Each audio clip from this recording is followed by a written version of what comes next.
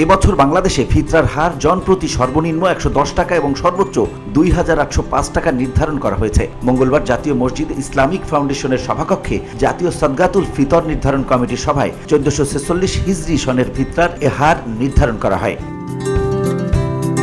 এ সময় ইসলামী ফাউন্ডেশনের সচিব ইসমাইল হোসেন সহ ফিতরা নির্ধারণ কমিটির সদস্য ও দেশের বিভিন্ন জেলার আলেম ওলামারা উপস্থিত ছিলেন।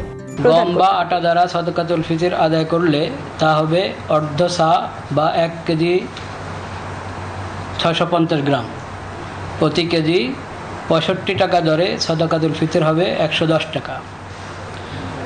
জব দ্বারা সদকাতুল ফিতর আদায় করলে তা হবে 1 সা, বিস্তারিত সয়ের বিবরণ আছে। 160 কেজি দরে সদকাতুল ফিতর হবে 530 টাকা। খেজুরের হবে 2310 টাকা, কিশমিশের হবে 1980, পনিরের হবে 2805। উল্লেখ্য, দেশের বিভিন্ন অঞ্চলে উপরোক্ত পণ্যসমূহের স্থানীয় বাজার মূল্যের তারতম্য রয়েছে। তদনুযায়ী স্থানীয় মূল্য